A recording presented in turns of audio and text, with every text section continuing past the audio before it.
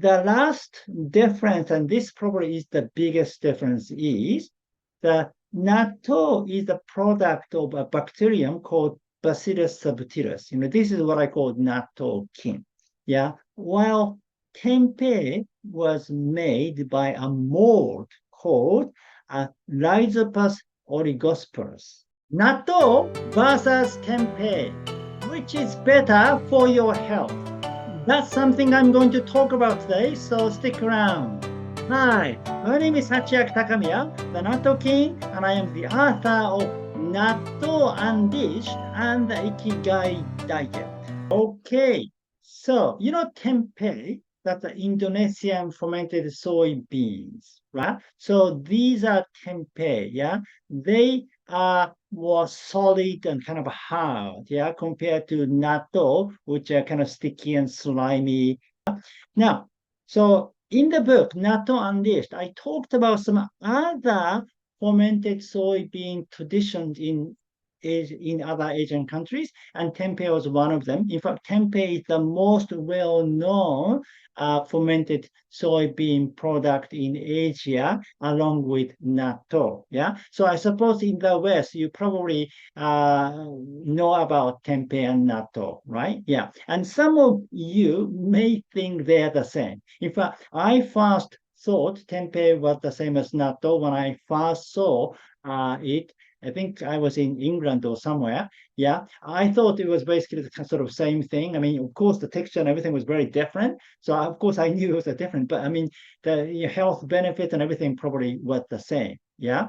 However, natto and tempeh are quite different. Yeah, they are different types of fermented soybeans. So if you want to know the differences between the two, then please continue watching it. Right. Now, I have a disclaimer to make. As you know, I am the natto king. I'm crazy about natto. I've been eating natto all my life. On the other hand, I've eaten tempeh just a few times in my life, and I don't know much about tempeh. Yeah. So this is not fair comparison, right? Okay.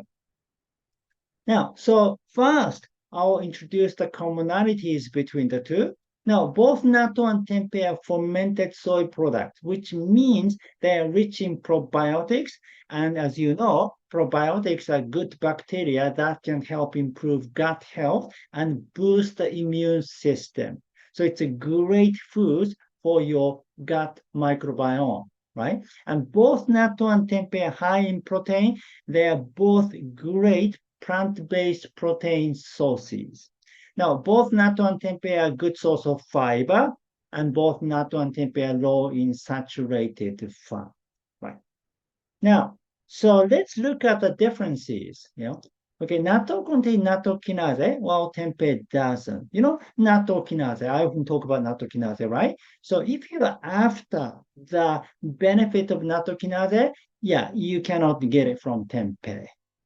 And tempeh is a good source of vitamin B12, while natto isn't. Now, vitamin B12 is very critical, especially for people who practice a plant-based diet, the vegans, yeah. Therefore, you can gain a lot by incorporating tempeh into your diet.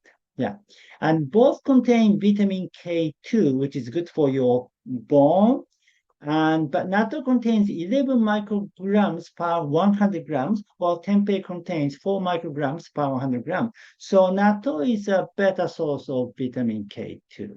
Yeah, and natto contains spermidine, while tempeh doesn't. So this is autophagy activator. Yeah, if you're after the power of spermidine, then you want to eat natto, right? And then the last difference, and this probably is the biggest difference, is the natto is a product of a bacterium called Bacillus subtilis. This is what I call natto kin. Yeah. While tempeh was made by a mold called Rhizopus oligosporus. Yeah. So when I talk about nattokin as a super bacteria, right? The one which can form a spores when facing unfavorable conditions such as extreme temperature or radiation and so on, and it can protect itself. And then, so nattokin can even survive the, gastric acid and reach the gut directly, and it's got tremendous effect on your gut microbiome. I mean, fermented food in general are good for your gut microbiome, but nattokin has a special benefit. So if you are after the power of Bacillus subtilis, then you don't get it from tempeh. Yeah, tempeh is not fermented with this super bacterium. Having said that, this Rhizopus oligosporus, has other benefits, that Bacillus subtilis doesn't have. Tempeh has a firm, chewy texture and mild nutty flavor. This is the product of Rhizopus oligosporus, right? And, natto is a sticky, slimy with a potent aroma. So if you don't like this sliminess and this, smell, then you want to eat tempeh. Definitely tempeh is better for you in that sense. Yeah. And so natto is typically paired with rice or mixed into other ingredients as a side dish or topping. On the other hand, tempeh can be sliced, crumbled, or diced and used in an array of dishes, including stir-fry, salads, and sandwiches. So in a sense, tempeh is more versatile, when it comes to incorporating into different kind of dishes. So in my experience, so I kind of came up with a whole bunch of natto recipes in the book, right? And some of them like natto mac and cheese or natto pasta, basically natto with noodles, and they are fine. But things like, natto burger, I mean, I could make a burger out of natto, but it was kind of difficult because natto is, slimy and it doesn't become hard easily. So I had to put a lot of, flour or breadcrumbs and stuff like that. Well, tempeh is hard, on its own. So you can make a burger from tempeh a lot more easily than from natto. And the same with sandwiches. Yeah, right. But that means you can diversify your cooking if you use both natto and tempeh. For certain dishes, they are easier to make from tempeh. But some dishes, maybe it's easier to make from natto. So you can eat both natto and tempeh. And remember the commonalities, Technically speaking, they're both good, Both are fermented soy products and they are rich in probiotics. And both are high in protein, and both are good source of fiber, and both are low in saturated fat, and especially the protein. Remember? So both natto and tempeh are high in protein, even comparing with other plant-based protein sources.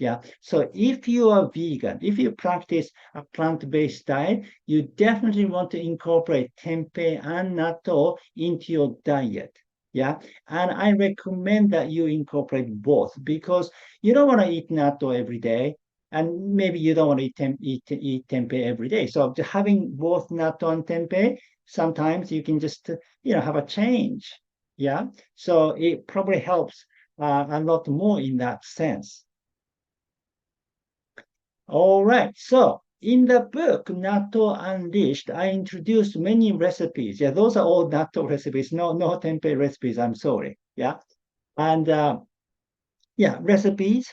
So for more details, please read the book. And then the book contains health benefit. I talked about natto kinase, spermidine, and so on. But if you read the book, you understand what they are. And DIY natto, how to make natto at home, and navigating natto's taste, and natto hacking. The book is available on Amazon as Kindle and print-on-demand paperback. Okay, thank you for watching. Again, my name is Sachiaki Takamiya, the author of Natto Unleashed and the Ikigai Diet. If you like this video, please give me your thumb up and please subscribe to my channel. And please leave your comment. Which do you like better, natto or tempeh? Alright, I'll see you in the next video. Live with your Ikigai!